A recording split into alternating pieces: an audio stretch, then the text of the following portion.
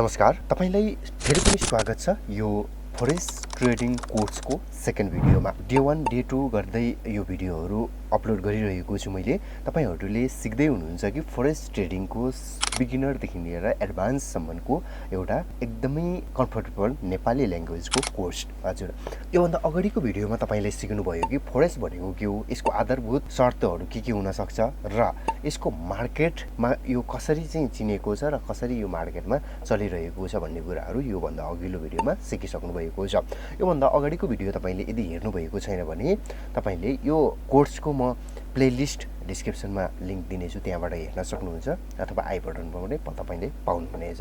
हजुर, आजको यो भिडियोमा चाहिँ तपाईले सिक्नुहुनेछ कि वास्तवमा फरेक्स ट्रेडिङले बजारमा कसरी काम गर्छ।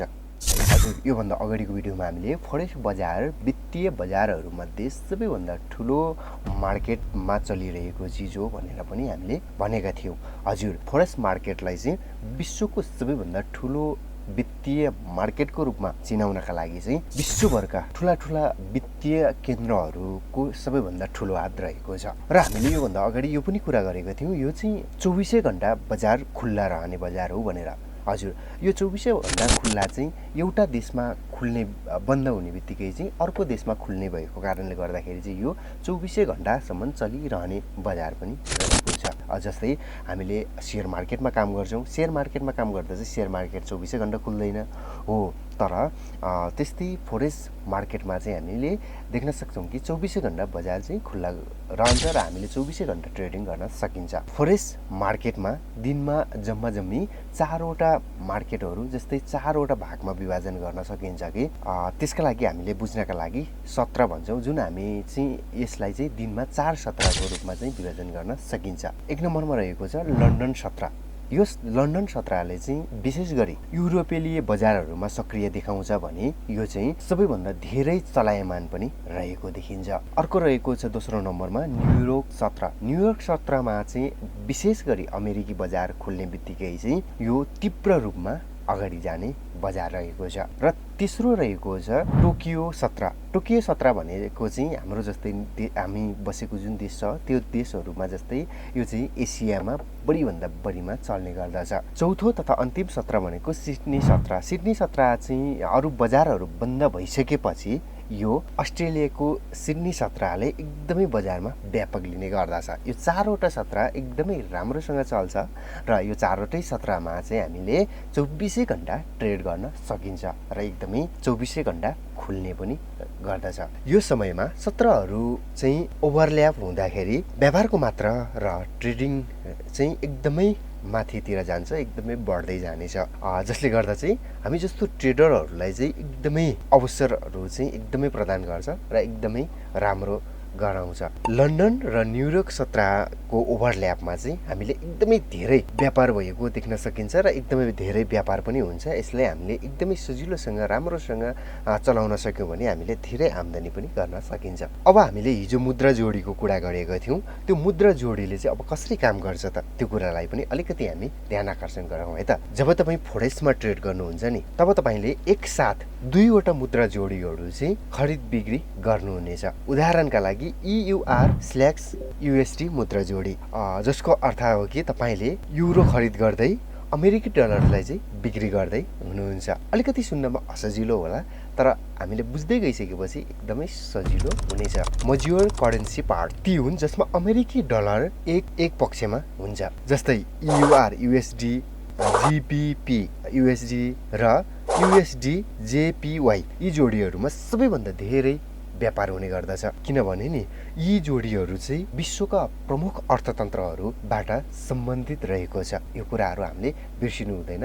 कुन मुद्रा जोडीहरू बढी बिक्छ, कुन मुद्रा जोडीहरू हामीले बढी खरिद गरेर बढी बिक्री गर्न सकिन्छ, जुन चाहिँ बजारमा सबैभन्दा धेरै चलायमान हुन्छ त्यो मुद्रा जोडीहरूबाट चाहिँ हामीले आम्दानी पनि गर्न सकिन्छ। अब यसमा ब्रोकरको भूमिका कस्तो हुन्छ त? रोल अफ ब्रोकरको भूमिकाहरू हामीले यसो झलक हेर्नु पर्दाखेरि चाहिँ जब तपाईँ फरेक्स ट्रेडिङ गर्नुहुन्छ तब तपाईँले ब्रोकरको माध्यमबाट नै गर्नुपर्ने हुन्छ। जस्तै हामीले शेयर ट्रेडिङ गर्छौँ नि, शेयर ट्रेडिङ गर्दा पनि हामीले ब्रोकरको माध्यमबाटै गर्छौँ भने फरेक्स ट्रेडिङ गर्दा पनि हामी ब्रोकरको माध्यमबाट नै गर्नुपर्ने हुन्छ।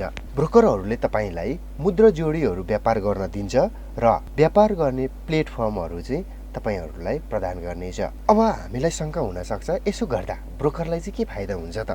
हजुर, ब्रोकरहरूले चाहिँ स्प्रेडको माध्यमबाट पैसा कमाउँछ, जसको अर्थ हो कि हामीले खरिद या बिक्री गर्दाखेरि जुन बीचमा रहेको भाग हुन्छ त्यहाँबाट। स्प्रेड भनेको चाहिँ के हो त? हजुर, स्प्रेड भन्नाले चाहिँ बिड प्राइस, जहाँ चाहिँ हामीले बिक्री गर्न सक्ने मूल्य, र आस्क प्राइस, जहाँ हामीले खरिद गर्न सक्ने मूल्य, यो बीचको अन्तर नै स्प्रेड हो। स्प्रेड जति धेरै कम हुन्छ त्यति नै धेरै हामी ट्रेडरहरूलाई ट्रेड गर्नका लागि फाइदा हुनेछ, किनकि यसले कम लागतमा हामीलाई ट्रेड गर्नका लागि एकदमै फाइदा पुर्याउनेछ। How trades are place in the market. फोरेक्समा व्यापार जान्नका लागि तपाईँ एउटा मार्केटको प्लेटफर्म प्रयोग गर्नुहुनेछ, जसमा धेरै ब्रोकरहरू हुनेछ।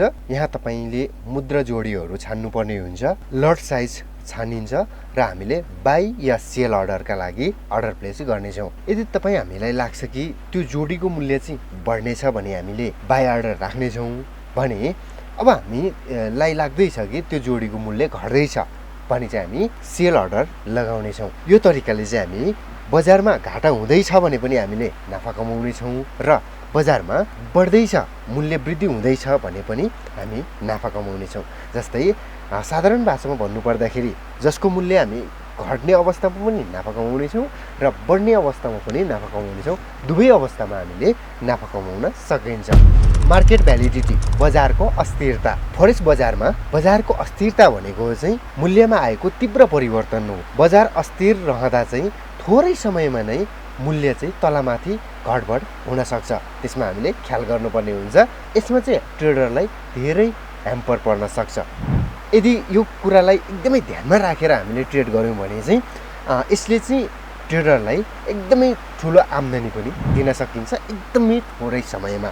यसमा जोखिमहरू पनि हुन्छन् है त, जोखिमलाई पनि हामीले निहाल्नुपर्ने हुन्छ। अस्थिरता नाफा कमाउने एउटा फाइदाको कुरा पनि हो भने जोखिम हुने डर पनि हुन सक्छ, किनकि बजार अप्रत्यक्ष रूपमा चल्दै जान्छ। त्यसैले राम्रो जोखिम व्यवस्थापन रणनीतिहरूलाई चाहिँ हामीले अपनाउनु पर्ने हुन्छ, जुन हामी अरू कुनै भिडियोमा विस्तृतमा कभर गर्नेछौँ। Sport, future and forward market. हजुर, फोरेक्स मार्केटमा 3 प्रमुख मार्केटहरू हुन्छन्, जसमा 1 नम्बरमा रहेको छ स्पोर्ट मार्केट। यो सबैभन्दा सामान्य प्रकारको मार्केट हो, जहाँ चाहिँ हामीले करेन्सीहरूलाई तुरुन्तै खरिद या बिक्री गर्न सकिन्छ। अर्को रहेको छ फ्युचर मार्केट। यसमा चाहिँ भविष्यमा निश्चित समयमा मुद्रालाई खरिद वा बिक्री गर्नका लागि आदेश दिने मार्केट हो र आदेश दिन सकिन्छ हामीले। अर्को 3 नम्बरमा रहेको छ फरवर्ड मार्केट। यो पनि हामीले भविष्यकै लागि, फ्युचरकै लागि हेरिन्छ, जुन चाहिँ फ्युचरको एउटा मितिलाई सम्झौता गर्न सकिन्छ, तर दुवै पक्षको सिधा सम्झौतालाई चाहिँ आधारित मान्न सकिन्छ। यसो भन्दै जाँदाखेरि अधिकांश म लगायत धेरै व्यक्तिहरू चाहिँ स्पोर्ट ट्रेडिङ गर्न रुचाउँछन्, किनभने यो छिटो छरितो र तत्कालीन अवस्थामा गर्न सकिन्छ र एकदमै सर्टेन टाइममा हामीले अमाउन्टहरू कमाउन सकिन्छ, लस्ट पनि हुन्छ। यसमा हामीले विचार गरेर गऱ्यौँ भने एकदमै सर्टेन टाइममा एकदमै छिटो गर्न सकिन्छ। फोरेक्स मार्केटमा नाफा लिनका लागि तपाईँ हामीले मूल्यको दिशालाई सही अनुमान गर्नुपर्ने हुन्छ। यदि तपाईँ हामीले सही रूपमा भविष्यवाणी गर्न सक्यौँ भने बाई वा सेल राखेर नाफा लिनका लागि कुनै समस्या पर्दैन। तर विचार गर्नुपर्ने, ध्यान पुर्याउनु पर्ने कुराहरू के हो भने बजारको मूल्य र बजारको चाल सधैँ एकै नासको हुन्छ भन्ने चाहिँ छैन, एकै नासमा एकै सटिकमा रहन्छ भन्ने चाहिँ हुँदैन। त्यसैले सही रणनीति र केही उपकरणहरूको हामीले प्रयोग गर्नुपर्ने हुन्छ र त्यस्तै हामीले सही उपकरणहरूको प्रयोग गर्नका लागि र सही रणनीतिहरूको प्रयोग गर्नका लागि हामी अर्को भिडियोमा टेक्निकल एनालाइसिसलाई हेर्नेछौँ, टेक्निकल एनालाइसिस बुझ्नेछौँ। के साँच्चै तपाईँले यो भिडियोमा फोरेक्स ट्रेडिङले वास्तवमै मार्केटमा कसरी काम गर्छ भन्ने कुराहरू बुझ्नुभयो त? यदि यो भिडियोको कुनै पनि पार्टमा नबुझ्नु भएको कुरा छन् भने तपाईँले नहिचकिचाइकन तल कमेन्ट बक्समा कमेन्ट गर्न सक्नुहुन्छ। तपाईँको कमेन्टको आधारमा म बिचमा केही सर्ट भिडियोहरू अपलोड गरिरहनेछु र मैले सकेसम्म त्यो कमेन्टको रिप्लाई दिने कोसिस गर्नेछु र रिप्लाई दिनेछु।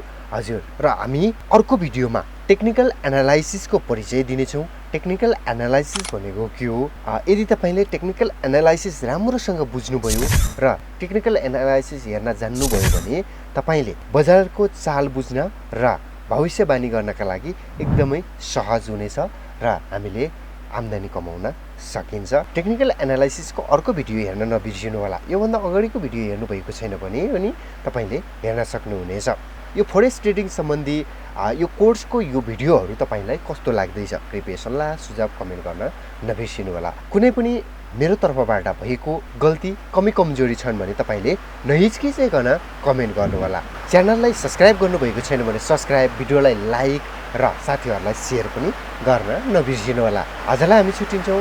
हवस् त, नमस्कार।